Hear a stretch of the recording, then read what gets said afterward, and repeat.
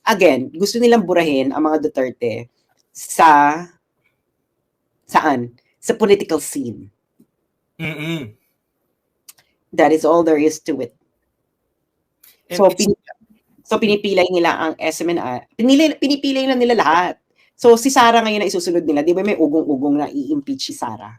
Kung magtagumpay yung impeachment, kung lumagpas siya sa House, Sara has the option to actually resign as Vice President kaysa ilaban niya ito sa Senate. Alam nyo, the Dutertes are now the new Marcos. And then the Marcos is the new Aquinos. The new Dilawan, no? The Marcoses are the new Aquinos. Meron pala akong question, Sas. So yung Court of Appeals, di ba, finreeze na yung assets ng KOJC, pati yung SMNI. So does that mean na probably this is a question for SMNI people to answer, no? But does that mean na it's possible na mawala sila sa air, mawala sila completely? Kasi kung frozen wala ng budget. Hindi sila actually, they will be immobilized because of money. Wala silang pansweldo sa tao.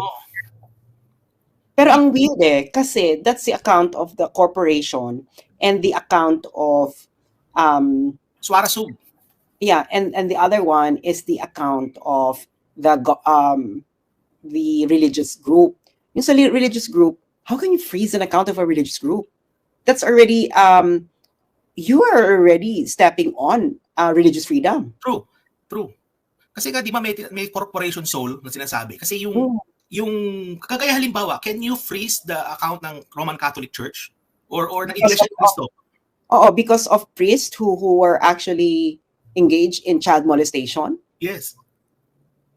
O kaya yung account ng parokya. So for example, kung saan nandun yung priest na yon. So yung mga accounts related sa parish, pinrose na yon. So that would, in effect, deny yung mga worshippers, di ba, Sasno, of their freedom to actually practice their religion. Yeah, exactly. That is unconstitutional. Yun ang kagaluhan, di ba? Can you imagine, you have a lot of Catholic priests and engage in a lot of hanky-pankies. Well, wala ka napaparusahan dyan, no? Because of the very powerful Catholic Church. But if you're going to go by the logic, hindi mo kinakasuhan. And kung kasuhan mo man, bakit hindi mo ipa-freeze ang account ng simbahan? Pero kung may personal account yung halimbawa yung priest, no, na siya yung siya lang. Diba? Ito kasi ang nasasakdal ay si Kibuloy. Ngayon, isinama na nila lahat. Oo nga. Ang dami na nga, may money laundering, may ganyan. To be honest, this is really just about freezing the activities of KOJC. Sinasabi nila na ito ay related sa money laundering, whatever. Bullshit. This is related to the political activities of, diba? Yun. Ang ano ko dyan pa nga is Court of Appeals pa yung nagbigay ng order, no? And to me, parang Supreme Court yan, di ba? Yeah. And to me, this really casts a doubt sa justice system sa ating bansa. Kasi nga, alam mo yun, na napakalinaw naman sa batas kung sa constitution natin, di ba, na you know, sacrosanct yan yung freedom of religion. And what they're doing there, in effect, is to deny the worshippers, you know, kapag ka na-freeze yan, so ano mangyayari dun sa mga church? Makakapasok pa ba sila sa loob ng kanilang mga places of worship? Hindi ba? So halimbawa, yung mga miyembro nila na nasa mga malalayong lugar na nakaka-access lang ng teachings ng religion nila through television, through SMNI for example, or through other so pati yun mawawala, no? Diba? So I mean, nakakalungkot na 'yung nangyayari sa ating bansa, no? Nakakalungkot na 'yan. Kasi kung kaya nilang gawin 'yan to people like Kibuloy, to PRRD, you know, to sa mga tao na mas powerful kaysa sa atin, what more pa sa atin, di ba? Kaya nilang gawin 'yan. And alam mo, kaya nila ginaganyan ng again, gusto nilang burahin ang mga Duterte saan? Sa political scene. That is all there is to it. So pinipilay nila ang SMNI. Pinipilay na nila lahat. So si Sara ngayon na isusunod nila, di ba may ugong-ugong na i-impeach si Sara? Yes. Nakita ko na yun, no? So maghintay kayo after 2025. Okay? So ang gagawin nila yan, kung magtagumpay yung impeachment, kung lumagpas siya sa House, Sara has the option to actually resign as Vice President kaysa ilaban niya to sa Senate. Okay? Yan ang unang battle cry nila after 2025. Impeach Sara. Mhm. Hindi ba? So, tingnan natin kung paano, kung ano mangyayari. I mean, if by all indications, they have the numbers sa House eh. They have all the numbers sa Senate. Ngayon, sisiguraduhin nila sa Senate. Ay, syempre, nasa kanila ang Smartmatic. Hindi ba si Tolentino, ng ibang, Senator Tolentino po ay sumakabilang parlor na. Wala na. Alam nyo, the Dutertes are now the new Marcos. And then the Marcos is the new Aquinos. The new Dilawan, no? The Marcoses are the new Aquinos. Diba? The Marcoses are the new Aquinos. Yan ang gusto nilang gawin. Alam nyo, itong si BBM, gusto niyang gumante sa mga nanggago sa kanya. Hindi niya magantihan ang mga Aquino kasi nga, ang jowa niya ay kamag-anak ng mga kuwangko. Ni Cory, di ba? So ngayon, dilaw na dilaw yan. So ngayon, siguro, ang pinagbuntungan na lang nito ay itong mga Duterte, no? Siguro nagkaroon meron ng unholy alliance yung dilaw at pula. Alam naman natin na ang ang kalaban ng dilaw at pula ay Duterte. Hindi ba? So mag-a-alliance sila. So ngayon, tingnan natin kung anong mangyayari sa 2025. Aagawin nila yung Davao City. Trust me. They will make sure the Dutertes will no longer have Davao. Kaya ako, kung sa mga Davaoenos, ay mag-isip-isip kayo. Diba? Ano to, tandaan nyo? Mga politiko na yan, wag nyo na vote. Ay, ang tanong, magkakaroon ba ng botohan? Magkakaroon ng botohan, pero yung boto nyo ba, may bibilang. Pero historically, SAS talaga, pag midterms, malakas ang administration eh. Historically. So, hindi. Hindi rin. May nakakapasok sa senatorial, for example, no? Nung Pinoy, mahina ang administration nun eh. Mm-hmm. Nung panahon ni Duterte, doon malakas ang administration kasi na 8 diretso. Ngayon, bumabalik na sila yung mga na-flash. Nag-initial return na sila. Ako talaga, no? I think the country right now is in a very perilous situation. Ako kasi ngayon, I wanna wait and see eh. You know, I think ang pinakamalaking laban natin dito yung maging proxy war tayo ng US eh. No, kahit sabihin niyo pang si Trump ang umupo diyan. All the bases are set. Kita nyo? All the bases are set. Deep state na sasa nagpapatakbo kasi eh. Oo, deep state. Parang sabihin niyo na hindi yan gagawin ni Trump. No. Hindi naman US yung lalaban eh. Pilipinas. Hindi makikipaggera yung US, yung Pilipinas ang ilalaban. Di ba? Nandiyan na yung EDCA, diretso na yan diyan. Ang kailangan lang gawin ni BBM, siya ang lumaban eh. Wala namang magagawa ang US kung lumaban ang Pilipinas, kailangan niya magbigay ng di ba? Si Bush, yung US ang hindi lalaban. Okay? Kung si Trump ang umupo, hindi na siya lalaban. Wala siyang pupuntahang gera. Ganoon din naman si Biden eh. Wala namang gerang nilabanan si Biden eh. May gera bang nilabanan ng US nung panahon ni Biden? Puro proxy. Puro proxy. Nagbigay lang siya ng pera. Yung Ukraine, ayaw na magbigay ni Trump ng salapi. Ayaw na niya. Okay. Kung ayaw niya na magbigay sabi niya, hindi na siya magbabigay ng salapi kung hindi makikipag-peace deal itong Ukraine sa Russia. Hindi ba? Anong ibig sabihin nun? Nabigay na yung pera eh. Oo. Nabigay na yung pera. Teka, Sas, meron lang akong question sa'yo. No? Yung sa Bangladesh, diba? So, nagkaroon ng bagong gobyerno ngayon, nagpo-form sila ng bagong government, nagkaroon ng revolution. Do you think it has the hallmarks of a US backed regime change? Kasi si Sheikh Hasina, Actually, parang sino bang yung si Muhammad Yunus ang gusto nilang ilagay. ay, di ba nakulong to? I know. Si Muhammad Yunus ang gusto nilang ilagay. Ito na siya ang head ng interim government. Oo. Eh, nakulong for corruption eh. Yes. So, napalaya siya. Oo, so I think the other day, yung court na inacquit siya. Parang ganon. Parang Pilipinas style, ano? Biglang nagkaroon ng court order, acquitted ka na, and then siya na ilalagay na, siya na nga yata, ano, ang interim na parang head of government dun sa, sa Bangladesh. Okay. Siya na ngayon ang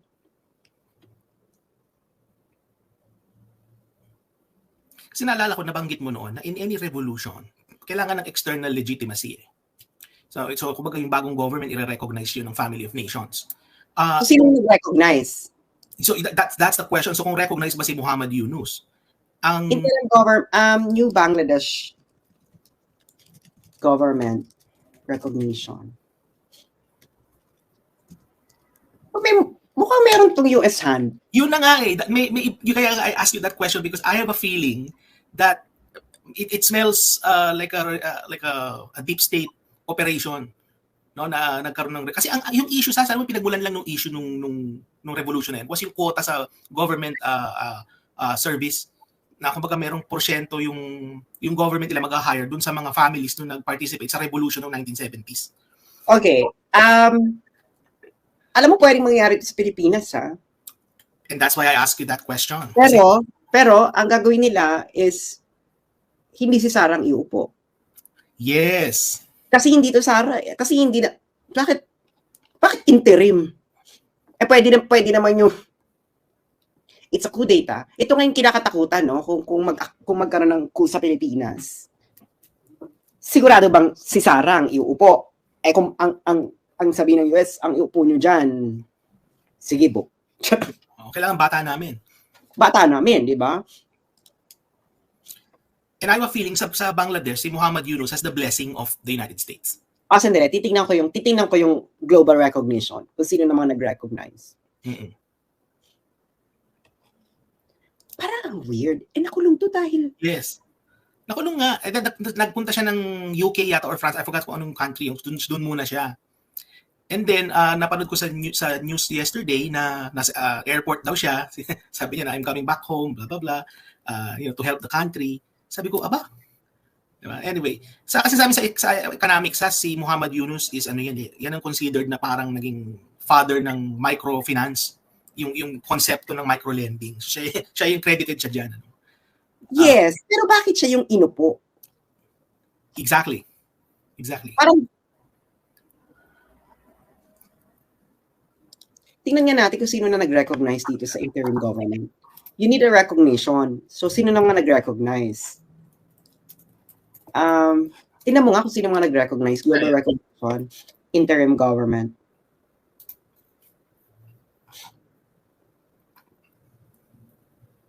By the way, ang kanyang role is a chief advisor ng interim government. Yun yung kanyang... Hindi, siya na ang head. Siya na ba ang head? Oo. Oo nga, head of government, correct. Head of government.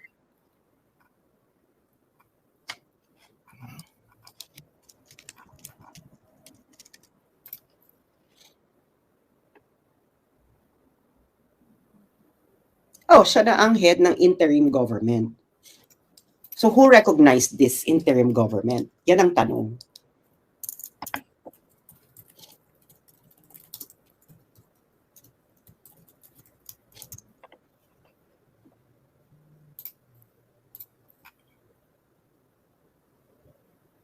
Okay, ang sabi dito,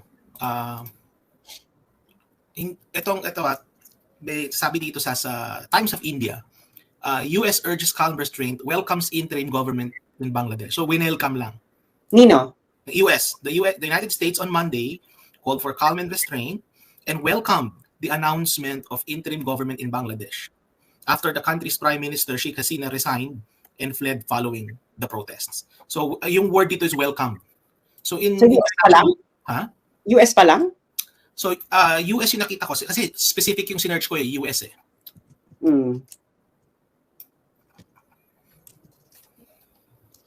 Parang there's something fishy.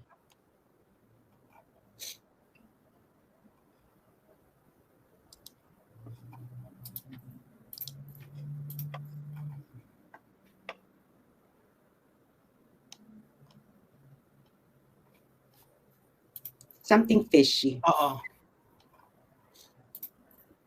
Tapos yung napanood ko sa news, I think BBC yata yun. May in-interview sila ng mga youth leaders, no? Parang mga youth leaders, sila nagsabi, we want Muhammad Yunus to lead our country. Parang sabi ko, I mean, who are these people, na binigyan ng platform ng BBC to say that? I mean, it's really strange.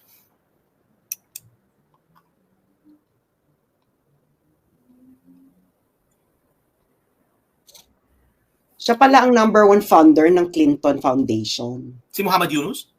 Oo, isa sa mga number 1 founder. Ayan na. Deep state na nga yan.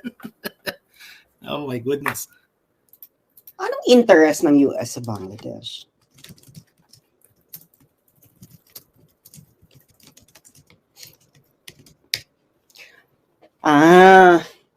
Well, tingnan natin kung ano magiging stand ni kasi ang Bangladesh kasama to sa BRI Oo.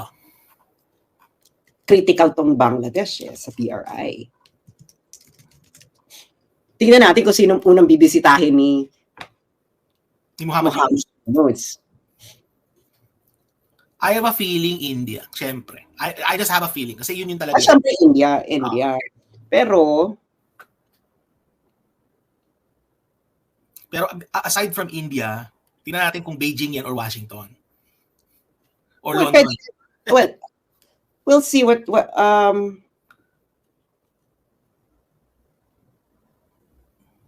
By the way, Sasa, little bit of connection sa Bangladesh. Yung tatay ni Sheikh Hasina, inassassinate yan. Yeah. So, yun yung founder siya yung founder ng country, ng Bangladesh. And yung assassin niyan, Sas, nagpunta dito sa Canada. Yung assassin, pinapasok ng Canada kasi nga ang issue was that pagbabalik yung assassin sa Bangladesh, death penalty ang magiging parusa sa kanya. It so happened, yung pamangkin ng assassin was my classmate. Classmate ko yung pamangkin ng assassin. That's why I know. Classmate ko talaga. And he was telling me like the story. I mean, matagal na yung friend ko, matagal na dito sa Canada, pero yung uncle niya fled to Canada I think it was in the late 70s yan. Kasi nga hinahanap na siya ng authority sa Bangladesh. Sipin mo, pinapasok sa Canada. Hanggang ngayon dito sa Canada yung assassin. Alam ko kasi nakatira. Walang problema sa Canada yon. Inalaw nila.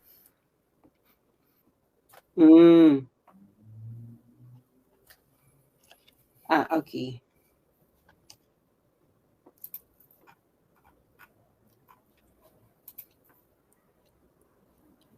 Ang weird naman, meron ako dito binabasa sa interview. Sabi, yung Jamaat-e-Islami-led upheaval potentially backed by Pakistan, China. Sas, nawala ka. Anyway, so yun yung habang inaantay natin si Sas, babalik si Sas, is that yun na nga, so kung iniisip ko dyan sa Pilipinas, kung magkakaroon ng similar situation kagaya ng sa Bangladesh, kinakailangan ng recognition ng mga ibang bansa. So yun yung nakikita ko. Kaya tama rin yung observation ni Sas na kung mag-change of government dyan, ang ilalagay nila yung din ng US, yung hawak din ng US. So yun din ang ilalagay nila dyan. So sabi dito, hala Doc, di ba sa visa application ng Canada, bawal ang may criminal record? Totoo yan, pero kasi ang nangyari yata dun sa assassin na yun, pinapasok siya under parang refugee, yung humanitarian and compassionate grounds. Kasi ang idea was that if he goes back to Bangladesh, papatayin siya. Hindi ba? One man show na lang si Dr. Batu. So isipin mo itong Joey DeVive Everyday. Joey DeVive Everyday, naging channel ko na lang. Si Joey. Iniwan ninyo ako, Joey at Sas. Nalangya kayo. Iniwan niyo ako dito. So sabi ni Joey, Prof, nasa meeting. Sige. Enjoy your meeting, Joey, Ayan, sabi ni Adrian, the Nobel Peace Prize winner si Yunus. Baka si Reza sa Pinas. So, yun na nga, kaya nga I have a feeling si Muhammad Yunus, back yan ng Americans. Yun yung aking teorya. Kaya tinanong ko kasi Sas, kasi Sas mas eksperto yan sa akin sa sa mga ganyang issues. So she knows that. And I have a feeling na yung sa case ng Bangladesh, meron talagang may imprimatur ng deep state yung nangyari dun sa revolution doon. Kasi kung i-analyze niyo yung pinanggalingan nung issue, very basic siya, very very very simple lang yung which is yung sa Bangladesh kasi merong quota sa government service. Merong certain percentage ng jobs, government jobs na allocated dun sa mga descendants nung mga or yung mga participants mismo dun sa independence ng Bangladesh. Ang nangyari kasi nga may issue sa economy din inflation, etc. So nagrereklamo yung mga tao bakit gano'n, nepotism yung nangyayari. So doon nagsimula hanggang sa lumaki yung issue hanggang it led to the ouster of Sheikh Hasina. So yun yung nangyari. Pero sa ganyang klase kasi isipin mo a government. And by the way, Sheikh Hasina is the longest, kung hindi ako nagkakamali, the longest female head of government in any country. Siya ang pinakamatagal na female. Daughter pa siya ng founder ng independence ng Bangladesh. Hindi ba? And then kumbaga nagurgur lang ng ganun. Hindi ba? So, ang aking theory dyan is it really has a, kumbaga, may kumbaga, influence yan ng US. Okay. Meron talaga, Prof, 2 weeks before the rally started, tinira ng White House and PM. Then inulan ng trolls, oo. So yun na nga. So merong ganong yan eh. So regime change yan. And again, nung nilagay nila si Muhammad Yunus doon as head of government, doon talaga na it really has the imprints of US backed regime change ito. And samahan ka namin, Doc. Samahan niyo ako. Oo nga, Muhammad Yunus is a philanthropist in Bangladesh, pero nakulong nga kasi yan. May issue ng corruption. Hindi ba? So kung mangyayari yan sa Pilipinas, lahat naman ng regime change sa Pilipinas, merong impluensya ng US yan eh. So kung magpapalit kayo ng government dyan, without US, I don't think na magsasucceed yan. Yun lang, real talk lang. Sas might disagree with me on that, but I don't know. Kaya nga, so anyway, that is precisely their goal, to show the people how powerful they are, capable of doing all these things regardless of how popular or big these targets are. Kaya daw lahat dahil kaya kayong tirisin. Totoo yan. That is true.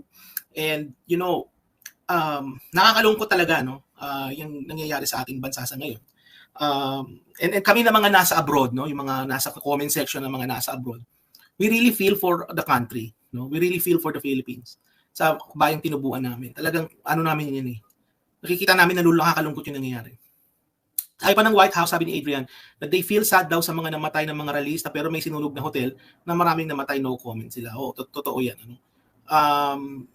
So anyway, so yun yung nakikita ko. Sabi dito, Doc, bakit laging kasama ang USA pag may binabago na government? Kasi nga, binabago nila yung government kasi nga hindi nila gusto yung namumuno, hindi nila bata. Di ba? Hello, Marie. Samahan mo ako. Ayan.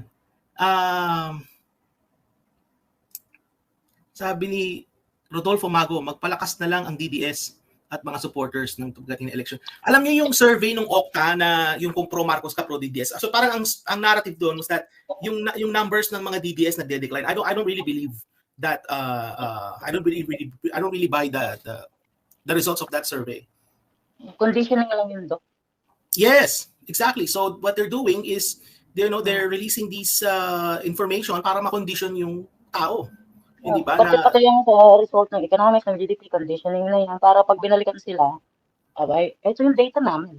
Di ba? Ganun yan. Oo. So sabi ni Jim, di na ako asa na may mass movement sa Pilipinas just to oust the administration. Tiisin na lang natin to hanggang 2028. So yun na nga, sa bagay, kinan nyo naman kung gano'ng kabilis ang panahon. Midterm election na, di ba? Konti na lang. Actually, ang bagal ng panahon. Ang tagal, 2 years pa lang nakakalipas. Napakatagal naman itong sa bagay, you also do have a point na matagal, na pabagal din yung panahon. Kung titignan mo rin. Pero yung panahon ni PRRD, napakabilis. Mm. Imagine, may pandemic pa nun. Oo, alam mo pag maganda 'yung nangyayari, mabilis Oo. ano, pero kapag hindi maganda 'yung nangyayari, parang feeling mo mabagal. Correct. Ganun 'yan ano. At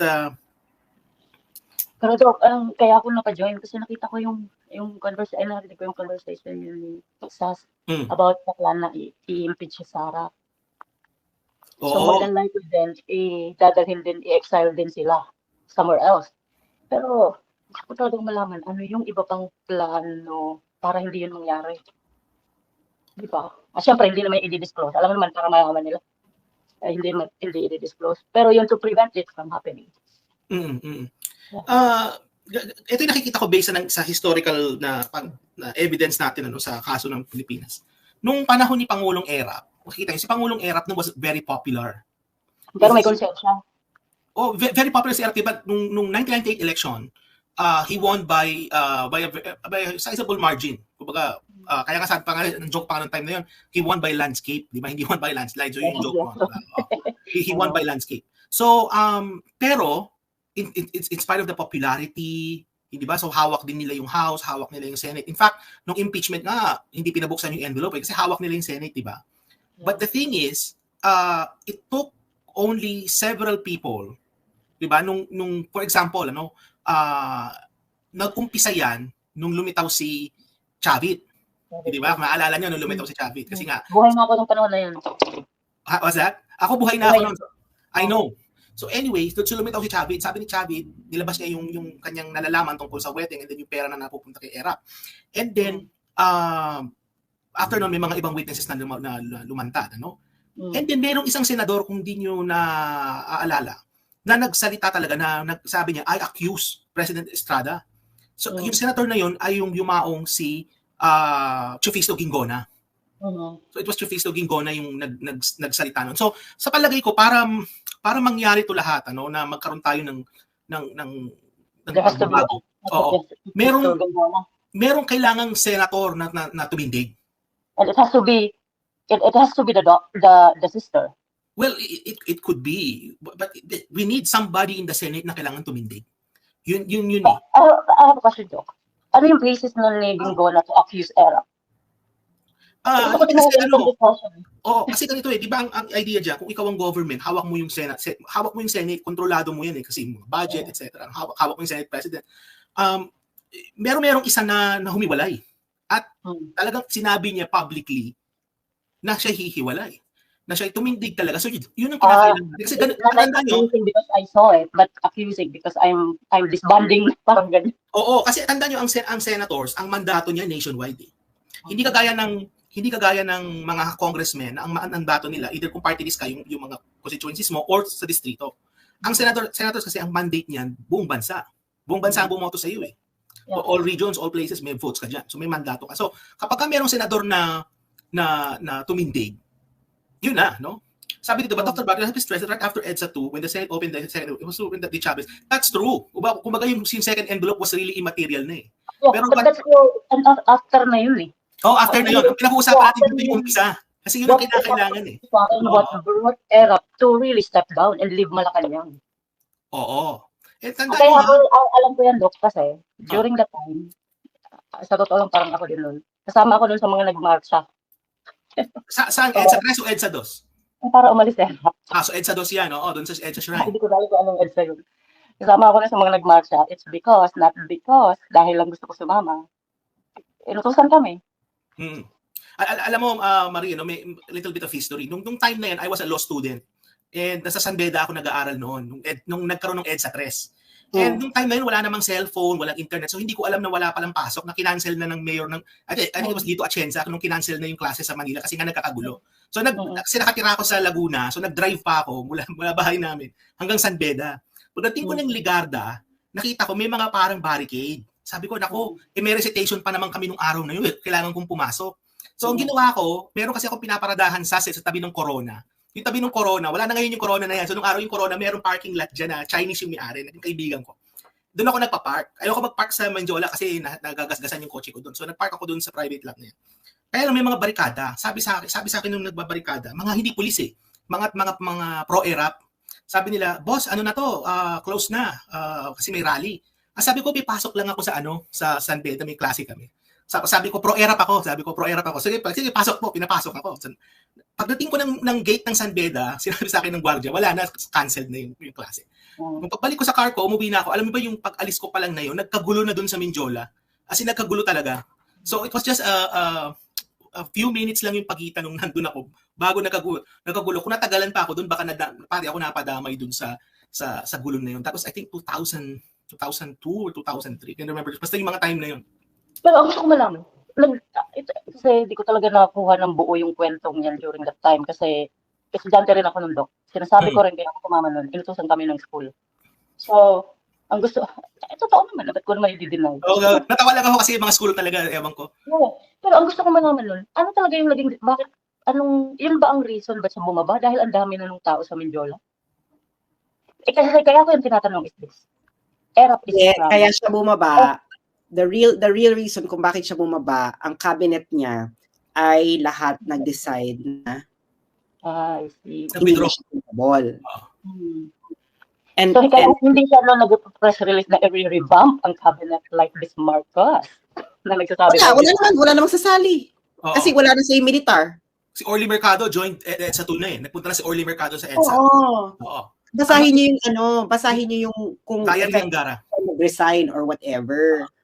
So wala na siyang tao. Everyone turned their backs on him. Hindi siya kung yung cabinet niya naging intact, he would have not resigned. So, I have a question. Sabay-sabay ba yun nun umalis yung mga cabinet?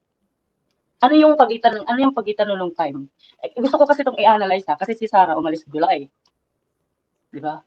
Well, umalis na isa, dalawa, may isa hindi, naman. Sabay-sabay sila nung EDSA na yun. Oo. Pero tandaan nyo rin na timing is important pero hindi siya main determinant eh. Kasi nung time ni GMA, di ba nagkaroon ng Hayat 10 ba yun? Hayat 8? Hayat 5. Oo, Hayat 5 lang yun. Hayat 10, di ba? Sinadingki Suliman yun. So, ang nangyari, GMA still stayed in power even though 10 yung Because the military was still with her. Yes. Ganun naman yan. Also knowledge, hindi trying to accept yung offer na siyang pumalit. Ha? Si Noli de Castro, ayaw niya noon that time. Ayaw din niya. Marami ding nanliligaw kay Noli daw noon. To magsabi lang siya, go. Pero si Noli, very loyal kay GMA. So, that's it. Hindi ba? Pwedeng sumingit a little bit po. Konti lang, segue. Sige po. Oo. Prof, ibabalik ko lang dun sa issue nung bakit yung Canada tinanggap pa yung criminal, no? Ito kasi importante din eh. Si PRRD po right now is being subjected for a crime against humanity. Ito lang ang isang reason na maaaring blocking him from getting any sort of asylum from any country. So, kahit napakabait po ng Canada, dahil wala naman tayong death penalty. Paano in every country? Paano from every country? Hindi naman lahat ng countries member ng ICC. That's correct. So, ang kanyang pupuntahan would be those, no, it's not the ICC, it's the immigration itself. Kasi kung member ka ng UNHCR, and one of your bases is ang basis mo is to follow the UNHCR protocol, which is kapag merong violation against Article F1, including crimes against humanity, sa amin binabar namin kagad. Kasi I work for the Canada lang yan, kasi kayo. Pero yes. Now, if it you are doesn't not follow. if you are not a member of the UN and have not signed within that charter of the UNHCR, then pwede siyang pumunta. The problem is, iilan lang yan. Siyempre, kung magsisik siya ng asylum, doon lang sa mga country na hindi signatory. Kaya pinupush talaga nila yan na magmarka sa kanya yung crimes against humanity para konti lang pwede niyang puntahan. Hindi naman RRD that is not interested to go anywhere. That's what we're saying. Kasi ang utak ng mga yan, tatakbo sila. Hindi yung tatakbo si PRRD. Ang kaya nila gustong tatakan yan, it's not because para mapigilan siya makasik ng asylum. It is because para ma-eliminate ang Duterte sa political scene. It has nothing to do with whether he can seek asylum or not. Duterte can travel in anywhere na hindi signatory sa ICC. As simple as that. He can safely do that. Ang dami-dami nagaganyan, Madam Eats.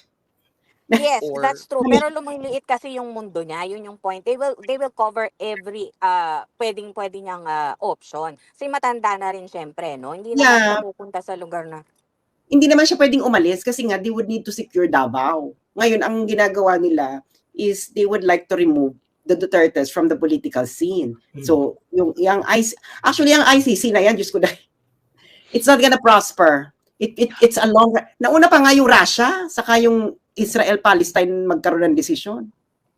or what we can do is that we can declare independence. Yeah, Mindanao can declare independence. Because that's also an option. Pero Doctor, balik ko lang dun sa kay Erap. 'Di ba may power play din naman po yung mga outside powers in regards to his to his resignation, or was it just only the Filipinos who really wanted him to step down? During that time kasi unang-una, China is not what they are like now. No, that's number one. Number two, yung katatapos lang din ng Cold War, that was late 90s. Tandaan natin na noong 1991 nag-collapse ang Soviet Union. So yung Russia then is not like what Russia is now. So nung mga time na yun, US was the power talaga. So kumbaga, I think nung time na yun, the US was the sole, power at the time. And wala akong nakitang great power competition at the time. So yung correct me on this one, Sas. Correct me if ako no. I don't think the United States has a huge role to play during Erap Estrada's resignation. No, they did. No. Remember, VFA was approved during Estrada's time. No, so ibig sabihin, Sas, nung ipinalit si GMA, for example, I mean, GMA had the recognition, obviously, Yeah. right? Yeah, I think niligawan na lang nila yung US, pero I don't think it was a US machination. Mm-hmm. So, magkaiba yun. Kasi yung EDSA DOS, talagang meron talaga dong, actually, I'm not even sure kung grabe yung US machination. I think Marcos was just too radioactive na for the US to keep on supporting him. Mm-hmm. Pero, pinagbakasyon pa rin nila yung mga Marcoses sa Hawaii. Bakasyon po yun. I don't think it's parusa. Tigilan nila ako. Nagbakasyon lang sila doon. My God, they're still enjoying their riches while they're in the United States. No? Parang, it's just, whatever. Hindi sila nag-dumpster diving. Hello! Bakit hindi nila ibalik sa Pilipinas para makasuhan or whatever, or it's just too much of a political show for me. Parang protection pa rin sila ng US while they are there. Ito sa Erap, I don't think that it has a US, I don't think that it was US led. Ang narinig ko, oligarch daw yun. Ano siya? Kontrata sa tubig. Oo. Meron siyang, I think ano siya, connivance ng maraming and ano na rin siguro, yeah, I think diligawan na lang nila yung US na i-recognize na and wala na naman magagawa yung US kundi i-recognize kasi wala nang kasama si Erap eh. Mm-hmm. So ganun. Actually, US will, tama dito si El Casiano, the US plays both sides. Parang nung 2022 elections, I think the United States tumaya siya with the recent revelation ni Glenn Chong na nakipag-meeting ito si Lisa Marcos sa mga officials ng ng State Embassy, US State Department. I think that's it already. When was the meeting, Sas? Was that During the campaign. During the campaign. Yeah, sabi ni Glenn Chong, ni ba, Joey? During the campaign ba yon? US State Department, Alin? no? Lisa Marcos. Sinabi ni Glenn Chong. During the campaign, si Lisa Marcos. Nakipag-meeting sa US State Department. So, Kasi ang worry ko lang din po is for example, 'di ba, sabi ni please correct me if I'm wrong po, Prof. Ha, na we may just wait for another 4 years, but my problem is that what if in that 4 years they have already the control, not only the government but also the COMELEC, all the necessary machineries that they could stay on power. wala Kasi- pa ba? Wala, they already in control. Hello? They already in control. of Kaya everything. nga. So parang medyo na ano lang din po ako na, ay, mag-wait pa ng 4 years. Pero, di ba Actually, they hindi daw already, 4 years, 10 years. Oo, from now, 4 plus 6 pa. Oo, unless the Filipinos will do what the French did. You're willing to sacrifice your life so that the future generation would have a better one. But if you can't do that, then just wait after 10 years. So you have to select either one or the other. but Oh. as Filipinos, do we have the capabilities to think like the French? Ayun na nga, ikaw itanungin mo yung sarili mo, do you have a capability to do what the French did? If you don't, stop asking question on whether you're gonna wait for 4 or 10 years. Just wait for 10 years. Ganun lang kasi, tapos. Ang hirap kasi sa mga tao, Sas, inaantay nila na iba yung kumilos para sa kanila. Hindi ba? Correct, So, imbis na kayo mismo yung tumindig at kumilos, why are you waiting for others to do the work for you? Yeah, bakit mo sa tingin na itong pagpapaalis sa kanila would be like any kind of pagpapaalis? Remember, you are going to uproot an entire predatory elite. Do you think that if you put Sara Duterte there with that kind of predatory elite, he would be able to govern well? Are you serious? Yes. So, yun ang sinasabi ko, no? Until you get the courage to do what the French did, just wait for 10 years. And enjoy the show. And enjoy the show. Ayaw mo pa lang i-sacrifice yung sarili mo for the future generation. Then just stop all this, expose lang natin yung mga corruption nila. Baka sakaling magbago. Ngayon, kung hindi naman, again, if the people, if those who would like to protect, if those who have the duty to protect the people will not do the historical thing to do, nothing's gonna do. That's nothing gonna happen. I'm not gonna talk to the Filipino people dahil wala naman silang kakayahan.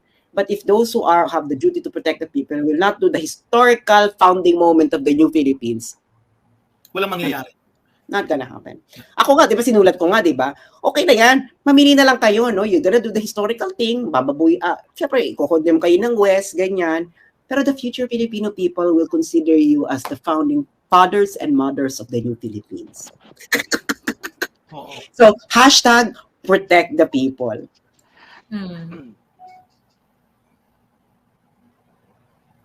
Kaya ipalaganap lahat ng to.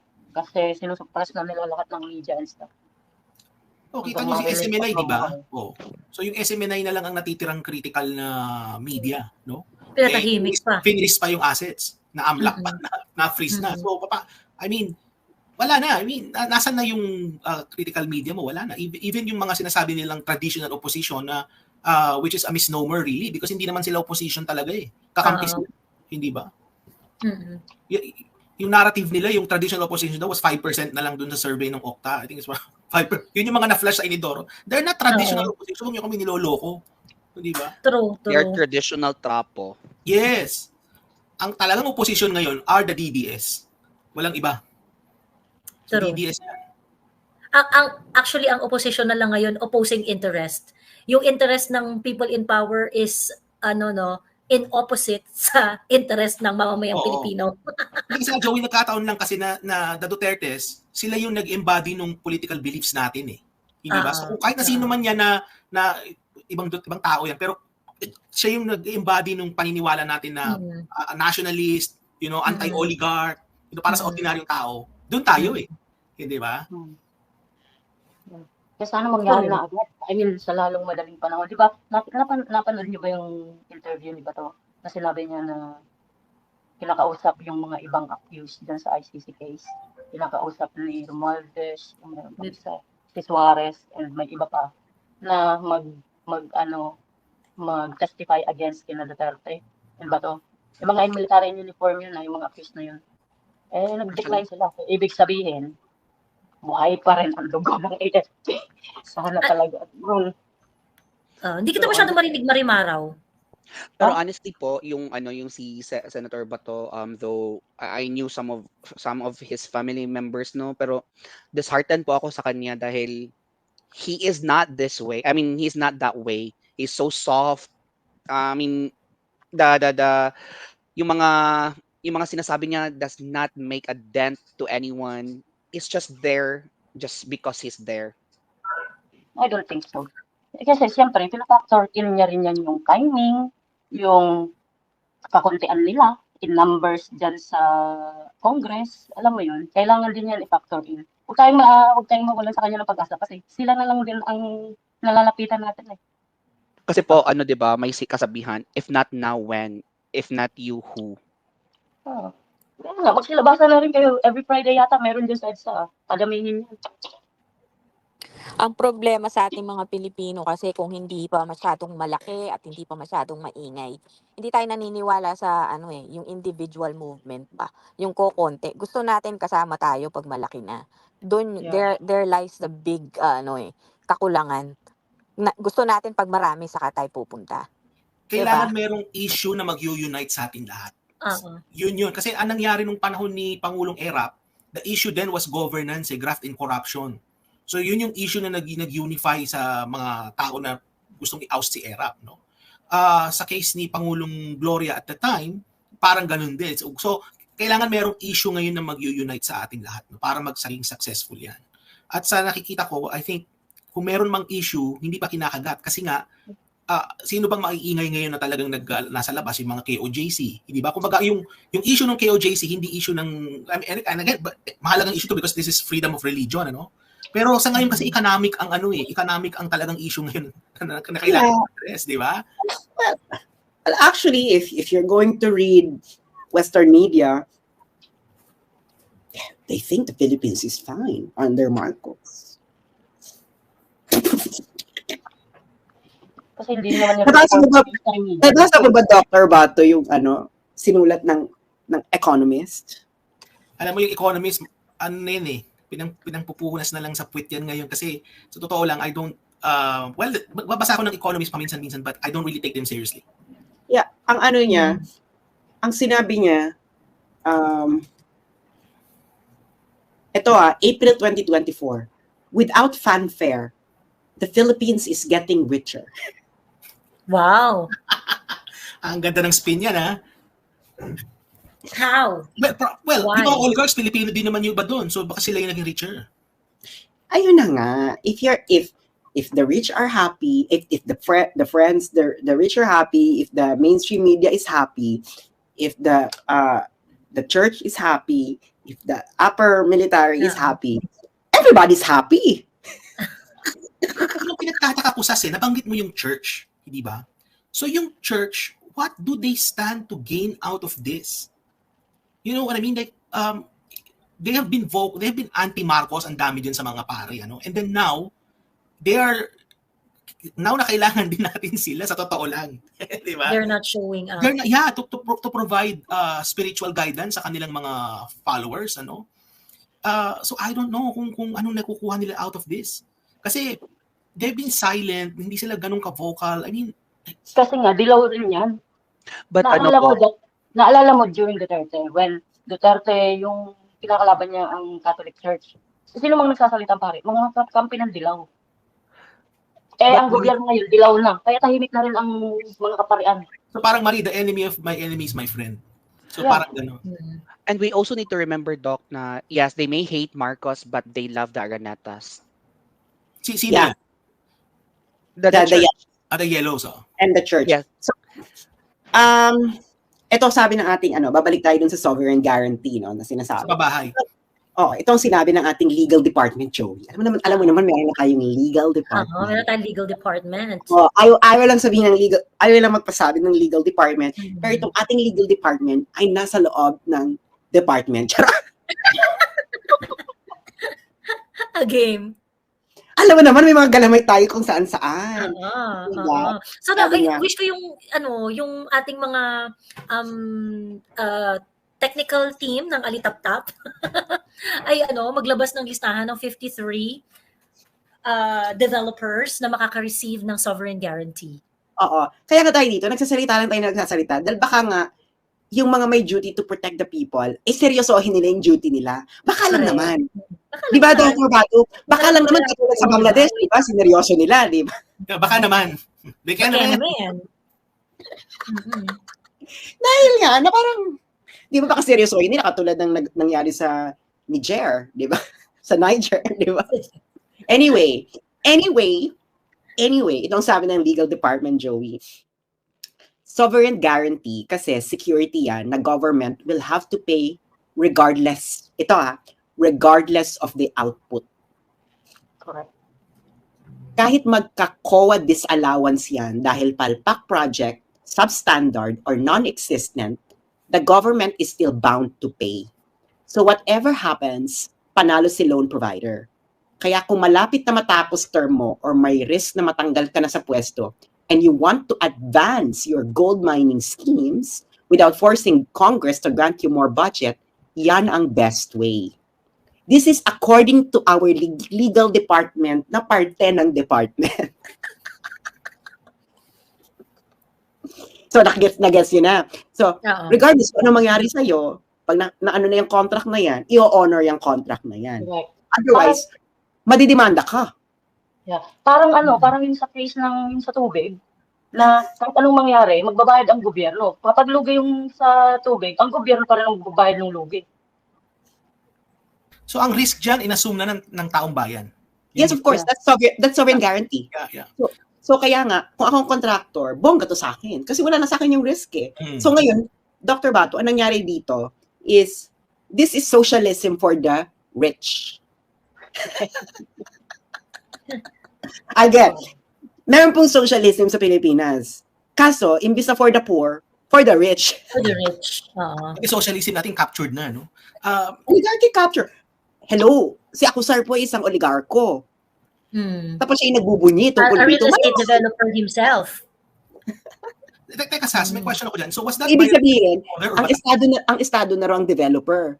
Sino ba yung developer? Sino ba yung secretary ng housing developing?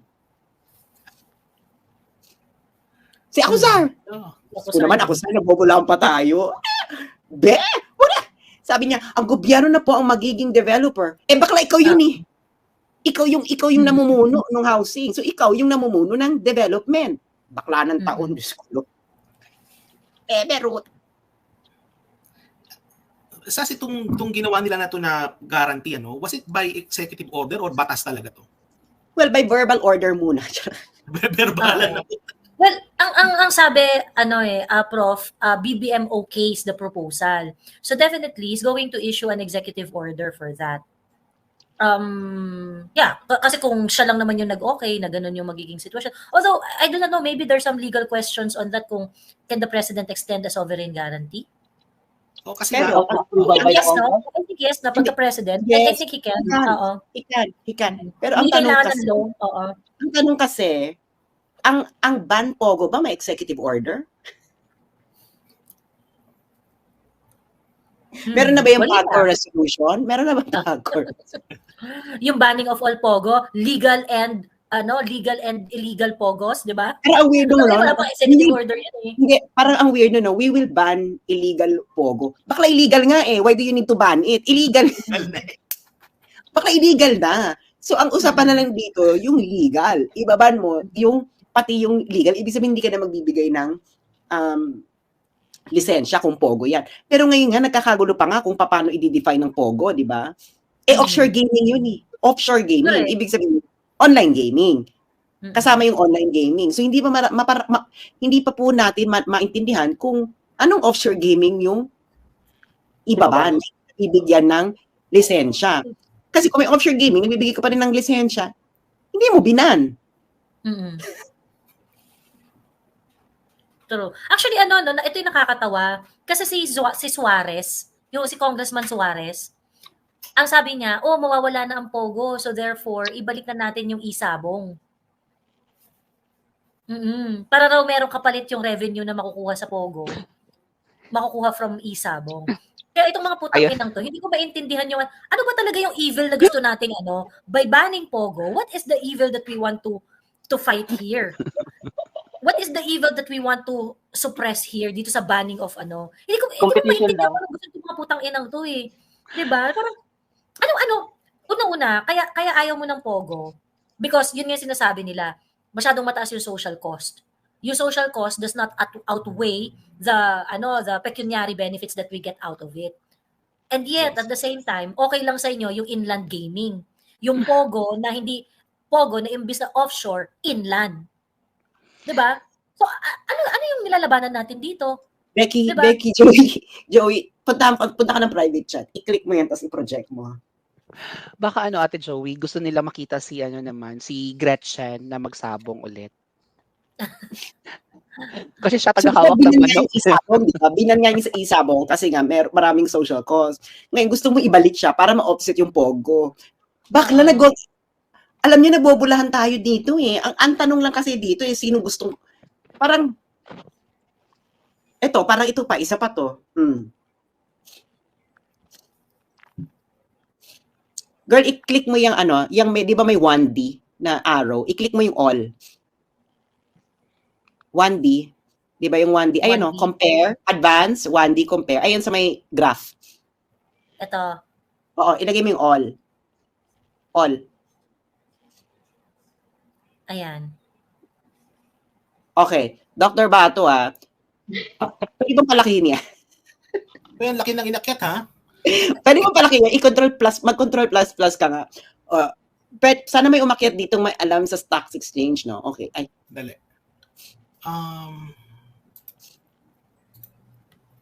You can click on the graph. Na graph lang yung lalabas.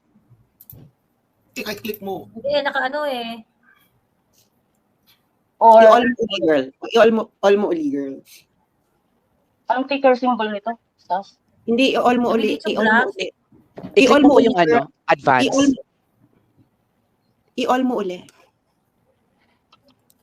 I-click nyo po yung advance, tapos pupunta siya doon sa advance chart. Sa advance, Joey. Oo. Tapos,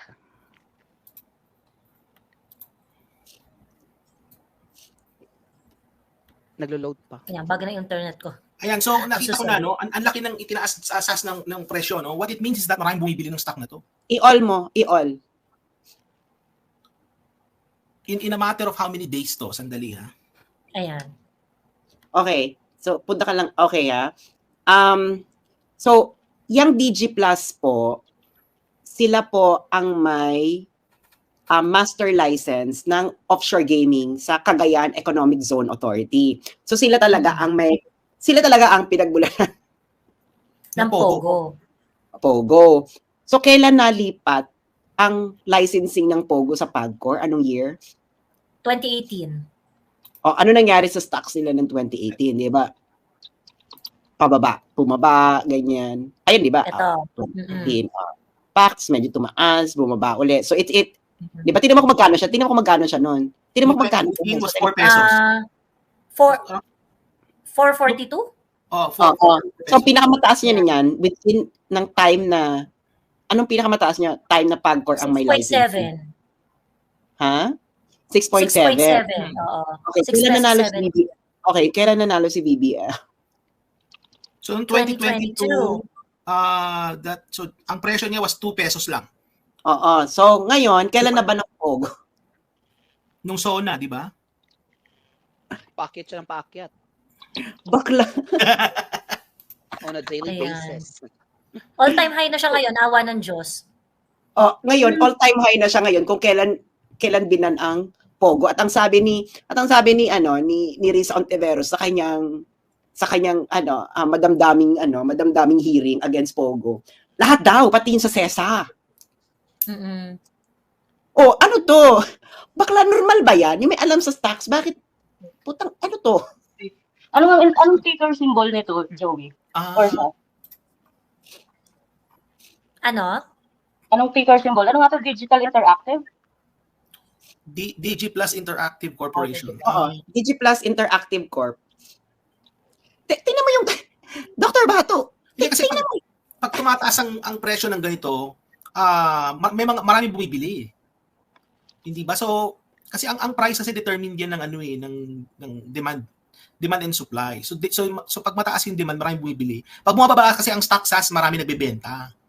Diba? Marami nag-offload. Ngayon, ang daming bumibili ng stocks ng master licensee ng offshore gaming sa SESA. Baka posible din may mga nagso-short niyan eh. Sino-short nila yan. Kasi ina-expect nila na tong company na to mas magiging profitable. So sino-short nila yan. Kasi sila na lang ang licensee ng offshore gaming. Sila na lang lisensya. Sino-short nila yan. Kasi iba nga raw sila sa Pogo, hindi daw sila Pogo. Wala Hindi, daw kasi social nawala na cost yung competition nila. ng Tingnan nyo yung ng ano. IGL. If you go to the, go back doon sa previous screen, meron kasi dyan section, financials. Nandun yung comparative ng mga income statement, balance sheet. Balik mo siya Saan? sa ano. Previous Eh, one? balik mo.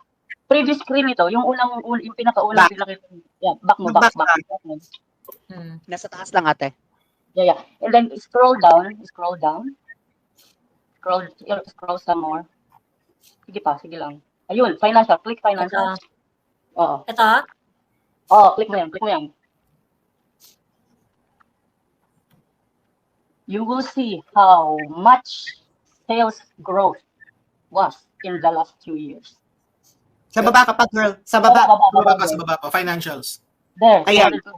So, 2019, di ba 2019 na ban yung, ay nalipat sa PAGCOR ang licensing ng offshore gaming. So, pagdating ng next year, ano na ang naging growth, sales growth nila? Oo. Ayan. Ang isa sa mga reasons niyan, nawawala na yung competition niya eh. Nasa kanya lang. Tingnan mo yung Paano gross nawawala income. yung competition? Tingnan mo yung gross income, girl. Tingnan mo yung gross income.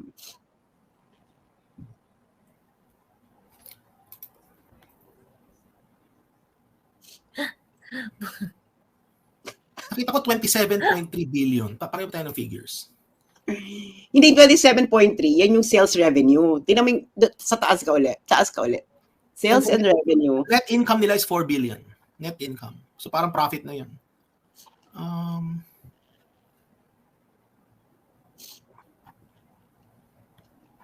Actually. Tapos tingnan mo yung net income. Tingnan mo yung doon tayo sa net income. Sa net income. Ito, ayan. Tingnan mo yung net income, yung growth. Tingnan mo yung growth ng net income. 2023, so 2023, so from 2022, 600.71 million. Pagdating ng 2023, naging 4.08 billion. Oo. 578% growth. Laki ng growth po, no? Oo. Times 5, mahigit. Laki. So ano to? Anong nangyayari? Yung mga may alam dito sa stocks, is this normal? Ang magdadrive kasi niyan, kasi makikita mo yung sales growth. Ang indication niyan, dumadami yung demand sa kanila.